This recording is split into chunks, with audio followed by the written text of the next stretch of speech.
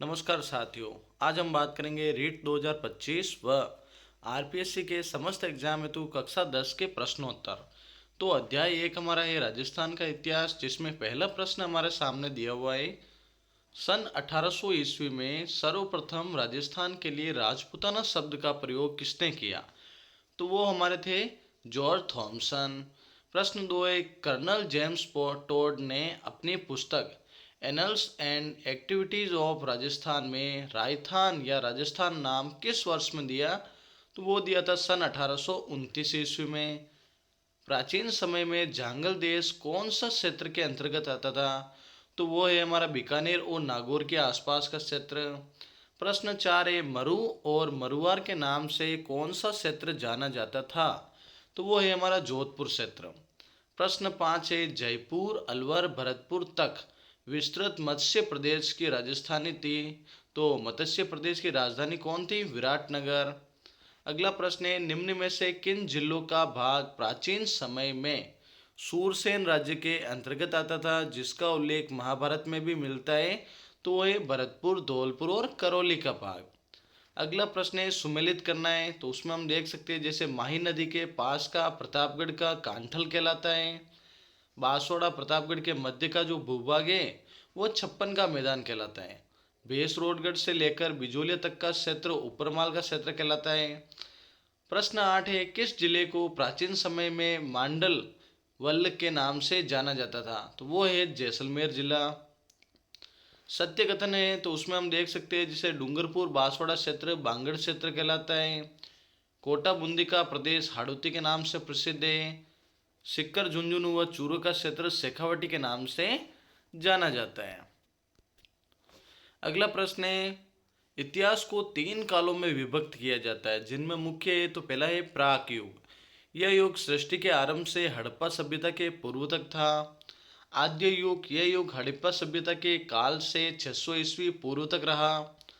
ऐतिहासिक युग देखें तो यह युग 600 ईस्वी पूर्व से वर्तमान तक जारी है। प्रश्न संख्या 11, 1870 ईस्वी में सी ए हैकेट ने सर्वप्रथम कहाँ से पत्थर से बनी पाषाणकालीन हस्त कुठार खोजी थी? तो वो है जयपुर व इंद्रगढ़ से। अगला प्रश्न है, बी अल्विन ने किस क्षेत्र में पूर्व पाषाण काल के उपकरण की खोज की? तो वो जालोर क्षेत्र से। किस काल के पत्थर के बने छोटे छोटे उपकरणों को माइक्रोलिथ यानी लघु पाषाण उपकरण कहा गया? तो वो है मध्य पाषाण काल। भीलवाड़ा के बागोर और मारवाड़ के तिलवाड़ा नामक स्थानों से प्राप्त उपकरण किस काल के हैं? तो वो है नवपाषाण काल। राजस्थान में ताम्र व ताम्रकालीन कांस्यकालीन अवशेषों के बारे में हम देखें तो वो था, एक तो कुरड़ा जो नागौर में स्थित है, साबणिया व पुगल बीकानेर में, कोल महोली सवाई माधोपुर में। प्रश्न 16 है, राजस्थान में ताम्र और ताम्र कांस्यकालीन अवशेषों के बारे में। तो जैसे नंदलालपुरा जयपुर क्षेत्र में, किरडो चितवाड़ी जयपुर क्षेत्र में, पिंड पांडलिया चित्तौड़गढ़ क्षेत्र में, गणेश्वर सिक्कर में, कालीबंगा हनुमानगढ़ में, आहड़ या जाडोल उदयपुर में, बुढ़ा पुष्कर अजमेर में, एलाना जालोर क्षेत्र में, मलाह भरतपुर क्षेत्र। अगला प्रश्न है, किस सभ्यता का संबंध लौह युगीन सभ्यता से? तो एक तो ये हमारा नौह भरतपुर, जोधपुरा जयपुर और रेड टोक में। प्रश्न 20 है, राजस्थान के किस क्षेत्र से प्राप्त लोहे के अवशेष भारत में लोहा युग के आरंभ होने की सीमा रेखा निर्धारित करने के लिए महत्वपूर्ण स्रोत है? तो वो है नौ भरतपुर। राजस्थान के किन सभ्यताओं से लोहे गलाने की भट्टियां और अस्त्र शस्त्र बनाने के उपकरण कारखानों के अवशेष मिले? तो वो है सुनारी जोधपुरा से। प्रश्न 22 से, लोहे की प्रचुरता के कारण किस सभ्यता को प्राचीन राजस्थान के टाटानगर की संज्ञा दी गई है? तो वो है रेड टोंक जिले में। प्रश्न 23 से, राजस्थान की किन सभ्यताओं से सलेटी रंग की चित्र मर्दभांड संस्कृति का अवशेष मिले? वो विराटनगर जोधपुरा सुनारी नौ से। अगला प्रश्न, कालीबंगा सभ्यता के बारे में हम जाने तो यह सभ्यता ध्वस्तदती व सरस्वती नदी घाट के क्षेत्र में हड़प्पा सभ्यता के प्राचीन विकसित हुई। यह हनुमानगढ़ जिले में स्थित है। पंजाबी भाषा में कालीबंगा का अर्थ है काले रंग की चूड़ियाँ। अगला 25वां प्रश्न है कालीबंगा के बारे में। तो 1952 में यानी 1952 में अमलानंद घोष ने किसकी खोज की थी? 1961-62 में बीबी लाल व बीके थापर एवं एमडी खरे ने इसका उत्खनन करवाया। उत्खनन में सभ्यता के 5 स्तर सामने आए। कालीबंगा की सभ्यता को 2 भागों में बांटा गया। एक तो ये प्राक हड़प्पा सभ्यता व दूसरा ये हड़प्पा सभ्यता। कालीबंगा के उत्खनन में 5 स्तर के प्रमाण माने गए। प्रथम 2 स्तर तो हड़प्पा सभ्यता से प्राचीन है, तीसरा स्तर हड़प्पा सभ्यता के समकालीन है, चौथा स्तर हड़प्पा सभ्यता के समकालीन है। प्रश्न 27, किस सभ्यता से प्राप्त कब्रिस्तान से एक बच्चे के कंकाल की खोपड़ी से 6 छिद्र मिले जिससे मस्तिष्क शोथ बीमारी के इलाज का प्रमाण माना जाता है? तो वो है कालीबंगा सभ्यता। कालीबंगा के सभ्यता के बारे में हम देखें तो एक नगरीय सभ्यता थी। बर्तनों के लाल रंग जिन पर काली और सफ़ेद रंग की रेखाएं खींची मिली है। जुते हुए खेत के साक्ष्य मिले। अगला प्रश्न है, किसका संबंध आहट सभ्यता से रहा? तो अक्षय कीर्ति व्यास का, रतन चंद्र अग्रवाल का और एच.डी. सकलिया का। प्रश्न 30 कह रहा है, किस सभ्यता को धूलकोट व अगाटपुर के नाम से जाना जाता है? तो वो है आहट सभ्यता। अक्षय कीर्ति व्यास ने आहट सभ्यता की खोज कब की थी? तो वो था 1953 ईस्वी में। प्रश्न 32 है, किस सभ्यता के लोग मृतकों को गहनों व आभूषण के साथ दफनाते थे जो इनकी मृत्यु के बाद भी जीवन की अवधारणा का समर्थन होने का प्रमाण है? तो वो है आहट सभ्यता। प्रश्न 33 है, कालीबंगा सभ्यता के बारे में। तो लाल काले मिट्टी के बर्तन बनाने के वाली संस्कृति का प्रमुख केंद्र था। इसका दूसरा नाम ताम्रवर्ती नगरी मिलता है। उत्खनन से प्राप्त ठप्पों से यहाँ रंगाई छपाई व्यवसाय के उन्नत होने का अनुमान लगाया जाता है। कालीबंगा की तरह मकान बनाने में धूप में सुखाई गई ईंटों व पत्थर का प्रयोग करते थे। इस सभ्यता का उत्खनन रतन चंद्र अग्रवाल व एच.डी. साकलिया के निर्देशन में हुआ था। अगला प्रश्न है, उदयपुर की वह सभ्यता जो आयड़ नदी के किनारे 4000 वर्ष पुराने पाषाण धातु युक्त सभ्यता के अवशेष के रूप में सामने आई, वो है आहट सभ्यता। अगला प्रश्न, वह सभ्यता कौन सी है जिसका राजसमंद जिले के बनास नदी के तट पर 1957-58 में बीबी लाल के निर्देशन में उत्खनन किया गया? वो है गिलुन सभ्यता। गिलुन सभ्यता के बारे में हम देखें तो उत्खनन से ताम्रयुगीन सभ्यता के अवशेष मिले जिसका समय 1900 से 1700 ईस्वी पूर्व निर्धारित किया गया है। यहाँ पर आग में पकी हुई ईंटों के उपयोग मिले। 5 प्रकार के मिट्टी के बर्तन मिले, काले, सादे, पॉलिशदार, भूरे, लाल व काले चित्रित मृदभांड मिले। 1998 से लेकर 2003 ईस्वी के मध्य पुणे के डॉक्टर वी.एस. शिंदे तथा पेंसिल्वेनिया विश्वविद्यालय के प्रोफेसर ग्रेगरी प्रोसल के निर्देशन में उत्खनन किया गया। फिर अगला है, भीलवाड़ा के बागोर सभ्यता किस नदी के किनारे स्थित है? तो वो है कोठारी नदी के किनारे। प्रश्न संख्या 38, 1967 से 1970 तक डॉक्टर बी.एन. मिश्रा ने कोठारी नदी के तट पर किस सभ्यता का उत्खनन कार्य किया? बागोर सभ्यता का।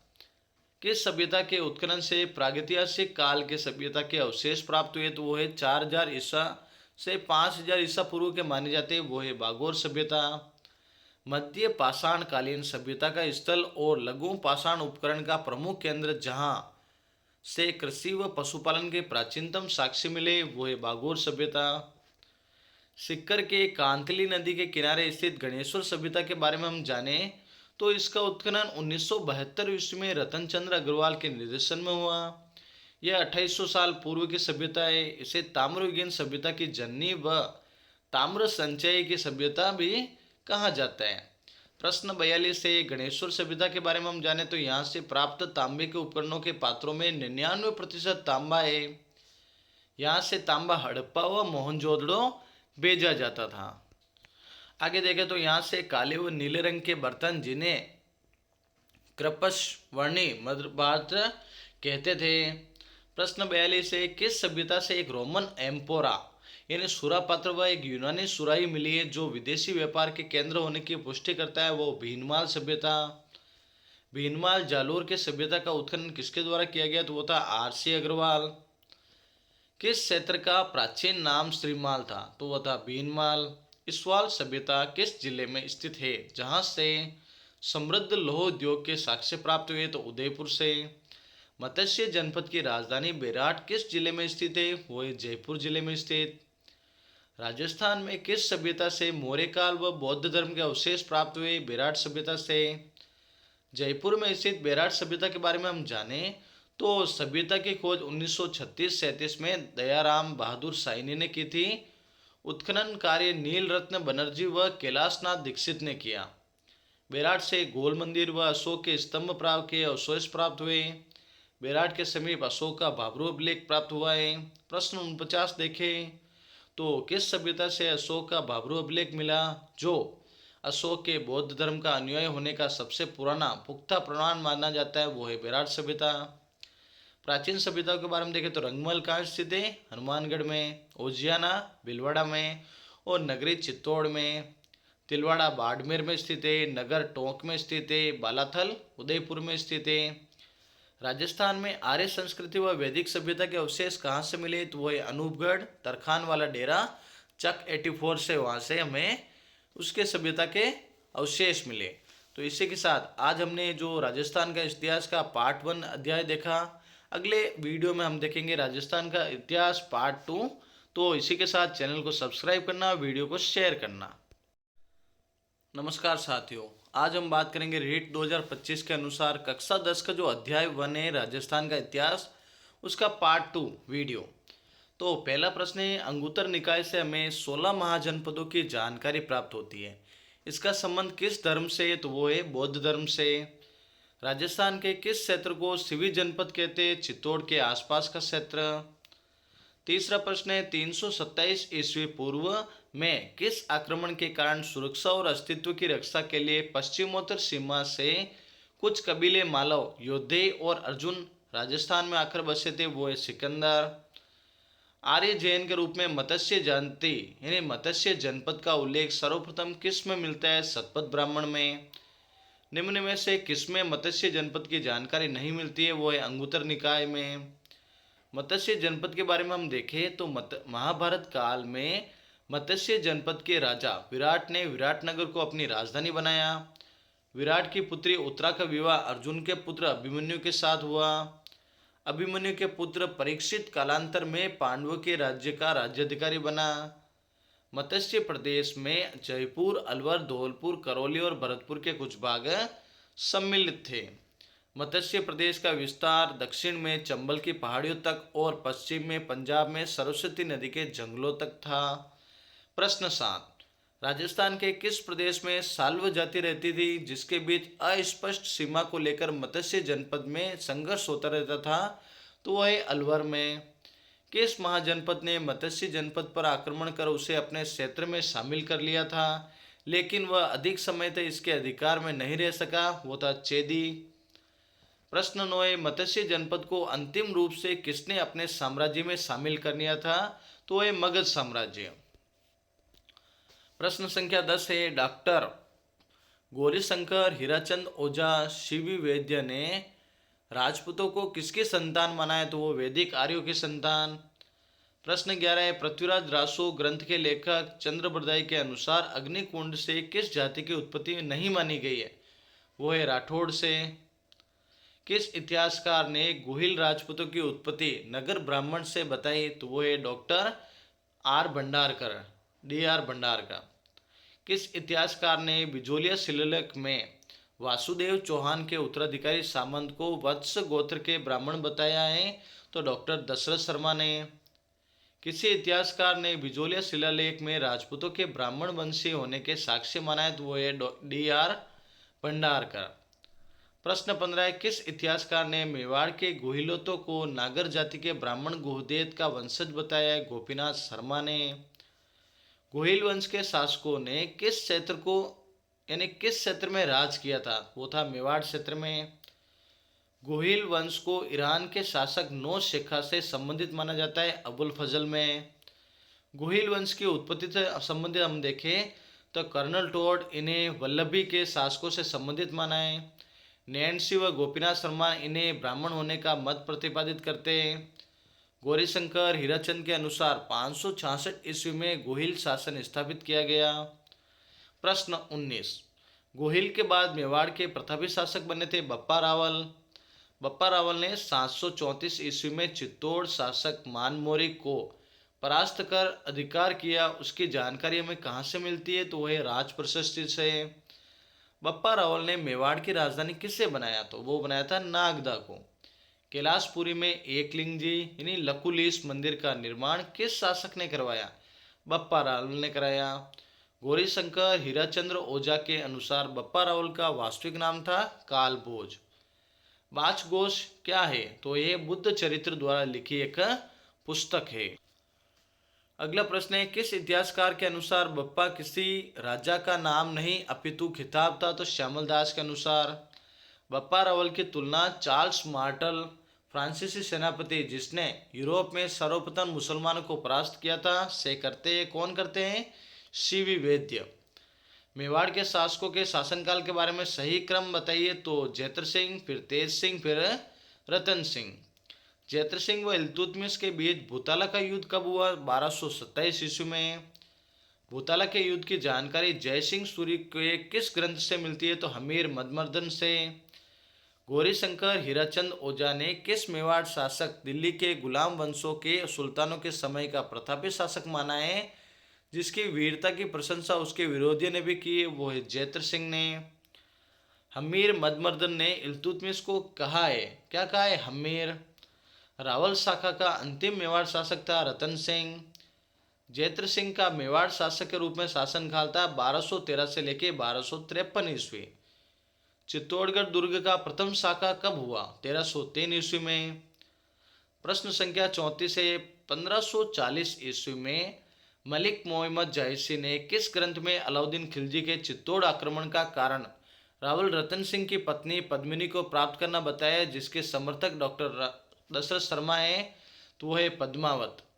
गोरा व बादल का संबंध किस शाखे से? चित्तौड़गढ़ शाखे से। चित्तौड़ दुर्ग 1303 ईस्वी के शाखे की जानकारी किस ग्रंथ में मिलता है? तो खजैन उल फुतूह से। रानी पद्मिनी थी ने कितनी महिलाओं के साथ चित्तौड़गढ़ दुर्ग में जौहर किया था? 1600 महिलाओं के साथ।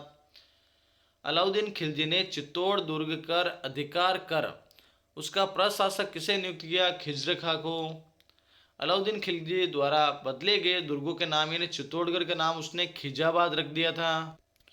जालोर दुर्ग का नाम जलालाबाद कर दिया और सिवाना दुर्ग का नाम खेराबाद कर दिया। प्रश्न संख्या 40, हमीर सिसोदिया ने सिंगोली के युद्ध में मोहम्मद बिन तुगलक को हराया। यह किस जिले में स्थित है? तो बांसवाड़ा जिले में। चित्तौड़ को मेवाड़ की राजधानी बनाने वाला शासक था जैत्र सिंह। राणा हमीर ने मेवाड़ में सिसोदिया वंश की नींव कब डाली? 1326 ईस्वी में। मेवाड़ का उद्धारक किस शासक को कहा जाता है? हमीर सिसोदिया को। किस शासक को कीर्ति स्तंभ प्रशस्ति में विषम घाटी पंचानन की संज्ञा दी गई? हमीर को। प्रश्न 45 से, महाराणा लाखा मेवाड़ के शासक कब बने? 1382 ईस्वी में। लाखा की पत्नी हंसाबाई किसकी बहन थी? रणमल की। राजस्थान का भीष्म पितामह किसे कहा जाता है? कुंवर चूड़ा को। प्रश्न 48, 14वीं शताब्दी में किस शासक के समय जावर में चांदी व सोने की खान निकली? तो वो थे राणा लाखा के। प्रश्न 49 है, राणा लाखा के काल में किस झील का निर्माण उदयपुर में एक पिच्छू छितर नामक बंजारे ने करवाया? वो था पिछोला झील। राणा लाखा व रणमल की बहन हंसाबाई का पुत्र कौन था? मोकल। राणा मोकल के बारे में असत्य ने कथन देखे तो ये 1421 ईस्वी में मेवाड़ के शासक बने। चूड़ा संरक्षक बना लेकिन बाद में मेवाड़ छोड़कर मांडू चला गया। 1433 ईस्वी में मोकल की हत्या चाचा व मेरा एवं महपा पवार ने की।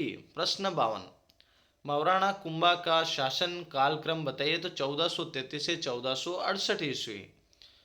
कुंभा ने किसान युद्ध में मालवा के शासक महमूद खिलजी प्रथम को हराया था सारंगपुर में। कुंभा ने मारवाड़ से मंडोर कब छीना था? 1453 ईस्वी में। किस मारवाड़ शासक ने अपनी पुत्री श्रृंगार देवी का विवाह कुंभा के पुत्र रायमल से किया? वो थे राव जोधा। अगला प्रश्न है, कुंभा के विरुद्ध 1456 ईस्वी में मालवा व गुजरात के शासकों के बीच चंपानेर की संधि हुई महमूद खिलजी प्रथम व कुतुबुद्दीन के मध्य। प्रश्न 57 है, किसके अनुसार कुंभा को मेवाड़ के 84 दुर्गों में से 32 दुर्गों का निर्माणकर्ता माना जाता है? श्यामल दास। कुंभा द्वारा निर्मित कुंभलगढ़ दुर्ग का शिल्पी कौन था? मंडन। कुंभा ने किस दुर्ग में कुंभ स्वामी तथा श्रृंगार चौरी निर्माण कर मंदिर का निर्माण करवाया? तो वो था चित्तौड़ दुर्ग में। किस शासक ने जयदेव के गीत गोविंद टीका में गुहिलोत नागर ब्राह्मण गुहदोत की संतान स्वीकार किया है? कुंभा को। एकलिंग महात्म्य ग्रंथ के लेखक है? तो वो है कान्हा व्यास। कुंभा ने किन ग्रंथों पर टीका गीत लिखी थी? तो वो थे गीत गोविंदी और संकेत रत्नाकार। प्रश्न 63 है, निम्न में से किस ग्रंथ की व्याख्या कुंभा ने की थी? चंडी शतक की। प्रश्न 64 है, कुंभा के काल में अत्रि व महेश ने किस प्रशस्ति की रचना की? तो वो था कीर्ति स्तंभ प्रशस्ति। इसी के साथ राजस्थान का इतिहास पार्ट 2 हमारा कंप्लीट होता है। चैनल को सब्सक्राइब करें, वीडियो को ज़्यादा से ज़्यादा शेयर करें और अगले पार्ट में हम मिलेंगे राजस्थान का इतिहास पार्ट 3। नमस्कार साथियों, आज हम बात करेंगे कक्षा 10 के अध्याय 1 राजस्थान का इतिहास पार्ट 3 से, जो हमारे रीट और आरपीएससी के समस्त एग्जामों के लिए महत्वपूर्ण प्रश्न है। तो प्रश्न संख्या 1 हमारा है, राजगुरु, हालगुरु, अभिनव भारताचार्य, हिंदू सुल्तान, दान गुरु की उपाधि से सम्मानित शासक थे? वो थे कुंभा। कुंभा के बारे में हम जाने तो कुंभा 1433 ईस्वी में मेवाड़ की गद्दी पर बैठा। सारंगपुर युद्ध विजय के बाद विजय स्तंभ का निर्माण करवाया और अंतिम समय में उन्माद रोग से ग्रसित हो गया था। प्रश्न 3 है, महाराणा सांगा मेवाड़ की गद्दी पर कब बैठे? तो 1509 ईस्वी में। सत्य देखे तो हिंदू पद सांगा को कहा जाता है, हिंदू सुल्तान कुंभा को कहा जाता है, हिंदू बादशाह मालदेव को कहा जाता है। प्रश्न 5, सांगा द्वारा लड़े गए युद्धों का सही क्रम है? तो पहले खाड़ोतिली का युद्ध लड़ा, खातोली के बाद बाड़ी का और गागरोन का युद्ध। प्रश्न 6, पृथ्वीराज, जयमल व राज सिंह का संबंध किससे था? तो वो था राणा सांगा से। जब राणा सांगा 1509 ईस्वी में गद्दी पर बैठा तो उस समय मालवा के शासक कौन थे? तो वो थे नसीरुद्दीन। प्रश्न 8 है, गागरोन दुर्ग 1519 में राणा सांगा ने महमूद खिलजी के विरुद्ध किसकी सहायता की? वो था मेदिनी राय की। प्रश्न 9 है, खातोली का युद्ध 1517 ईस्वी में हुआ, ये वर्तमान में किस जिले में है? तो कोटा जिले में। बाड़ी युद्ध 1518 में सांगा ने किसको हराया था? तो इब्राहिम लोदी को हराया था बाड़ी युद्ध में। पानीपत का प्रथम युद्ध 21 अप्रैल 1526 को किस किस के बीच हुआ? तो वो बाबर व इब्राहिम के बीच। प्रश्न 12 है, खानवा युद्ध 17 मार्च 1527 ईस्वी को युद्ध में बाबर ने किस शासक को हराया था? तो राणा सांगा को। निम्न में से किस युद्ध में राणा सांगा ने बाबर को हराया था? तो भयानक युद्ध में 16 फरवरी 1527 को। राणा सांगा के बारे में हम जाने तो उसकी मृत्यु 30 जनवरी 1528 को हुई थी। मृत्यु बसवा दौसा में हुई और समाधि व छतरी मांडलगढ़ जिले में स्थित है। प्रश्न 15 है, राणा सांगा के बाद मेवाड़ के शासक कौन बने? तो रतन सिंह। पन्नादाय ने अपने पुत्र चंदन का बलिदान देकर मेवाड़ के किस शासक को बनवीर से बचाया था? तो वो थे उदय सिंह। कथन हम देखें तो उदय सिंह को बनवीर से बचाकर कुंभलगढ़ दुर्ग में रखा गया। उदय सिंह का 1537 ईस्वी में मालदेव के सहयोग से कुंभलगढ़ में राज्याभिषेक हुआ। उदय सिंह ने उदिया सागर झील व मोतीमगरी महलों का निर्माण करवाया। अगला प्रश्न है, प्रश्न 18, जयमल व फत्ता मेवाड़ के किस शासक के सेनापति थे? तो वह उदय सिंह के। उदय सिंह ने उदयपुर शहर कब बसाया? 1559 ईस्वी में। अकबर ने चित्तौड़ दुर्ग पर आक्रमण कब किया, जो चित्तौड़ का तीसरा शाखा कहलाता है? 1567 ईस्वी में। अकबर ने चित्तौड़ दुर्ग के आक्रमण के समय जयमल फत्ता की वीरता से प्रभावित होकर किस किले के बाहर उनके हाथी पर सवार पत्थर की मूर्तियां लगाई? आगरा किले के बाहर। राणा उदय सिंह ने मावली युद्ध में किसे मारकर मेवाड़ गद्दी प्राप्त की? तो वो था बनवीर को। अमर सिंह ने किस वर्ष प्रताप के विरुद्ध अभियान कर रहे अब्दुल रहीम खानखाना के परिवार की महिलाओं को शेरपुर मुगल शिविर से बंदी बनाया था? 1580 में। दिवेर युद्ध अक्टूबर 1582 ईस्वी में अमर सिंह द्वारा किस मुगल सूबेदार को मार गिराया था? सुल्तान खां को। प्रश्न 25 से, दिवेर युद्ध को मेवाड़ के मैराथन की संज्ञा किसने दी थी? तो वो थे colonel James Tod.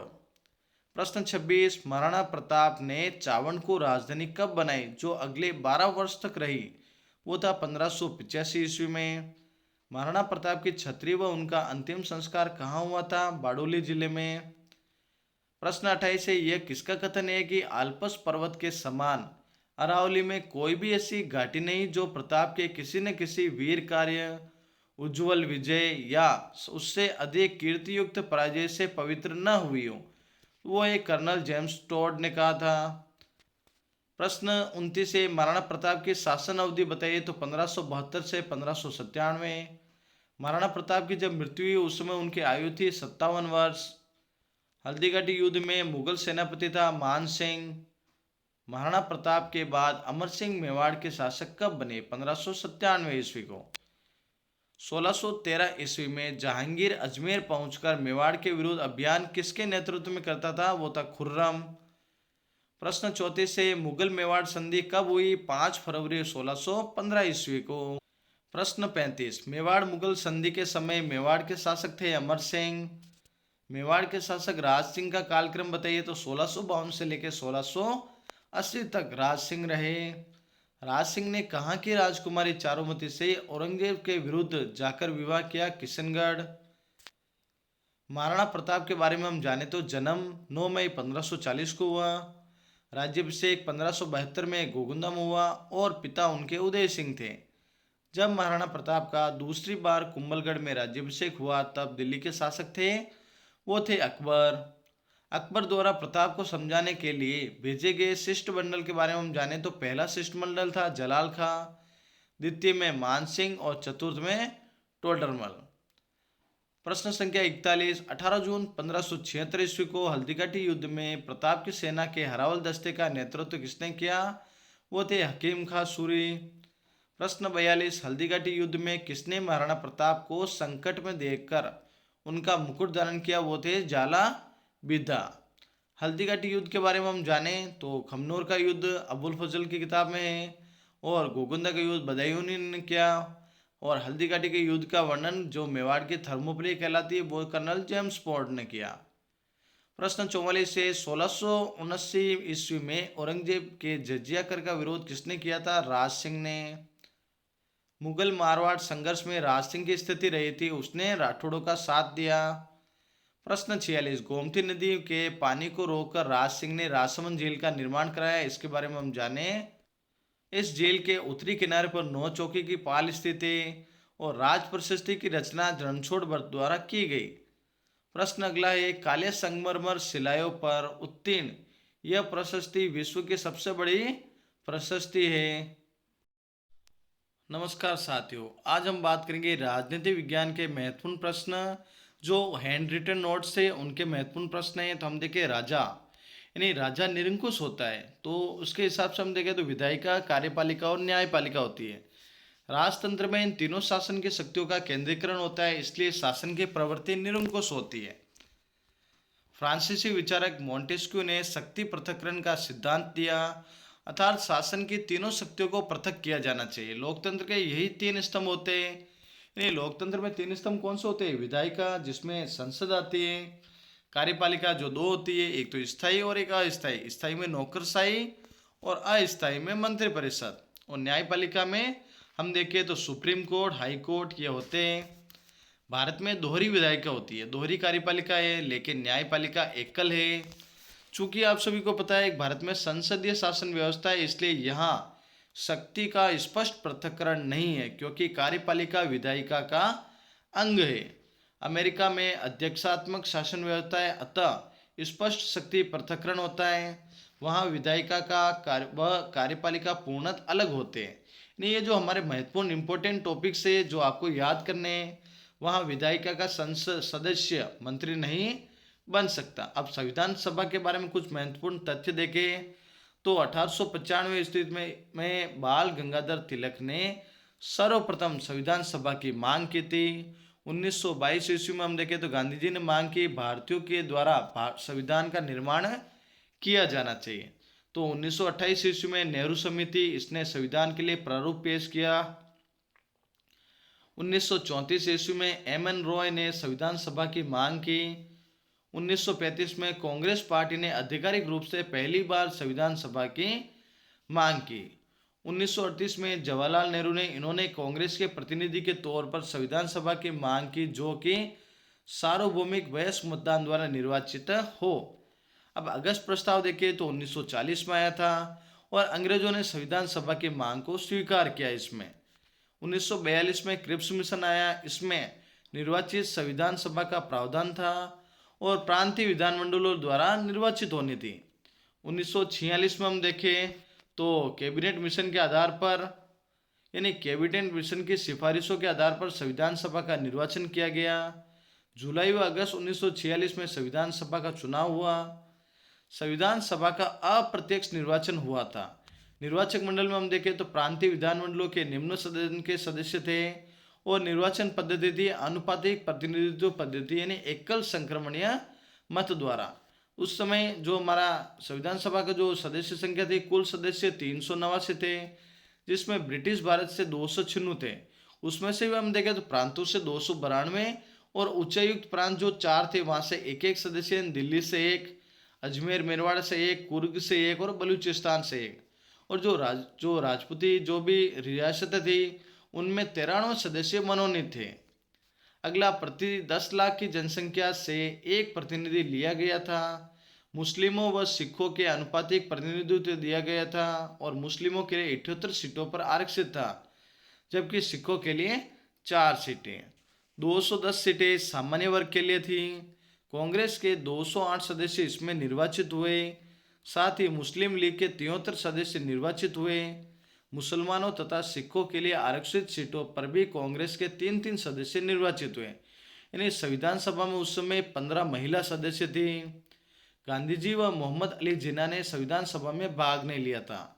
Jayaprakash Narayan व तेज बहादुर सप्रू ने संविधान सभा से त्यागपत्र दे दिया। अब देखें तो देखो सदस्य संख्या जयपुर से हमारे राजस्थान में देखें तो 3, जोधपुर से 2, उदयपुर से 2, बीकानेर, अलवर और कोटा से एक एक थे। संविधान सभा के निर्वाचन के ठीक बाद मुस्लिम लीग ने संविधान सभा का बहिष्कार कर दिया। अब देखें तो 9 दिसंबर 1946 को संविधान सभा की पहली बैठक रखी गई, जिसमें सच्चिदानंद सिन्हा को अस्थायी अध्यक्ष बनाया गया। वह संविधान सभा के वरिष्ठतम जो सदस्य थे। 11 दिसंबर 1946 को संविधान सभा की दूसरी बैठक आयोजित हुई। डॉक्टर राजेंद्र प्रसाद को संविधान सभा का अध्यक्ष निर्वाचित किया गया और जो एच.सी. मुखर्जी को उपाध्यक्ष नियुक्त किया गया। 16 जुलाई 1948 को वी.टी. कृष्णमाचारी को दूसरा उपाध्यक्ष बनाया गया। बी.एन. राव को संवैधानिक सलाहकार नियुक्त किया गया और इन्होंने संविधान का पहला प्रारूप दिया। 13 दिसंबर 1946 संविधान सभा की तीसरी बैठक हुई। पंडित जवाहरलाल नेहरू ने उद्देश्य प्रस्ताव पेश किया। यह उद्देश्य प्रस्ताव संविधान सभा की मार्गदर्शिता था। इसमें संविधान के मुख्य विशेषताओं का उल्लेख किया गया था। यह संविधान का दर्शन था। उद्देश्य प्रस्ताव के मुख्य बिंदु, यानी स्वतंत्र संप्रभु भारतीय गणराज्य के लिए संविधान बनाना, स्वतंत्र भारतीय संघ में निम्न क्षेत्रों को शामिल करना, ब्रिटिश भारत के क्षेत्र, भारतीय राज्यों के क्षेत्र, अन्य भारतीय क्षेत्र और ऐसे क्षेत्र जो राज्यों को स्वेच्छा से भारतीय संघ में शामिल होना चाहे। अगला, ये भारतीय संघ में राज्यों को स्वायत्तता दी जाए व अवशिष्ट शक्तियों को राज्यों के पास रहेगी। संप्रभुता व शासन की समस्त शक्तियां जनता में निहित होगी। अल्पसंख्यकों, जनजातीय पिछड़े क्षेत्र वाले सामाजिक रूप से वंचित व पिछड़े वर्गों के हितों के संरक्षण के लिए विशेष प्रावधान किए जाएंगे। नागरिकों को सामाजिक, आर्थिक, राजनीतिक न्याय, प्रतिष्ठा, अवसर, विधि के सम्मत क्षमता, विचार, अभिव्यक्ति, विश्वास, धर्म, उपासना, संघ की स्वतंत्रता होनी चाहिए। अगला है विश्व शांति और मानव कल्याण को प्रोत्साहन देना। स्वतंत्र भारत में जल, थल और नभ में पूर्ण स्वतंत्रता हो। अब आगे देखें तो 22 जनवरी 1947 को संविधान सभा ने उद्देश्य प्रस्ताव को पारित किया। संविधान सभा की कुछ समितियां थी, जिसमें संघीय संविधान समिति और संघीय शक्ति समिति, जिसमें जवाहरलाल नेहरू थे। प्रांतीय संविधान समिति वल्लभ भाई पटेल। मूल अधिकार, अल्पसंख्यक, जनजातीय क्षेत्र, बाह्य व आंशिक बाह्य क्षेत्र की समिति पटेल। उप समितियां देखें तो मूल अधिकार उप समिति जे.बी. कृपलानी, अल्पसंख्यक उप समिति एच.सी. मुखर्जी और जनजातीय क्षेत्र व बाह्य क्षेत्र की उप समिति गोपीनाथ बारदोलाई। बाह्य क्षेत्र में और आंशिक क्षेत्र में हम देखें तो ए.वी. ठक्कर थे।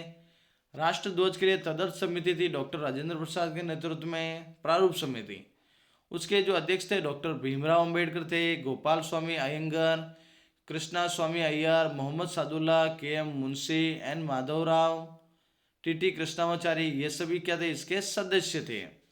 इंडियन स्टेट कमेटी के जो अध्यक्ष थे वो थे जवाहरलाल नेहरू। फिर देखो, प्रारूप समिति में संविधान का अंतिम प्रारूप तैयार किया गया था तथा इसे संविधान के सभा के समक्ष पेश किया गया। संविधान सभा ने 3 पठन में संविधान को पारित किया। पहला पठन था 4 से 9 नवंबर, द्वितीय पठन 15 नवंबर 1948 से 17 अक्टूबर 1949 और तृतीय पठन 14 नवंबर 1949 से 26 नवंबर 1949 को। 26 नवंबर 1949 को संविधान सभा ने संविधान को अंतिम रूप से पारित कर दिया और इसी दिन संविधान को अंगीकृत, अधिनियमित व आत्मार्पित किया गया। इसी दिन 284 सदस्यों ने संविधान पर हस्ताक्षर किए। 15 अनुच्छेद 26 नवंबर को ही लागू कर दिए, जिसमें आर्टिकल 5, 6, 7, 8, 9 जो नागरिकता से संबंधित है, आर्टिकल 60 राष्ट्रपति शपथ से, आर्टिकल 324 निर्वाचन आयोग से, आर्टिकल 366 67 निर्वाचन यानी स्पष्टीकरण से और आर्टिकल 389 80 88 91 92 और 93 अस्थायी प्रावधान के बारे में थे। शेष भारतीय संविधान 26 जनवरी 1950 को लागू हुआ।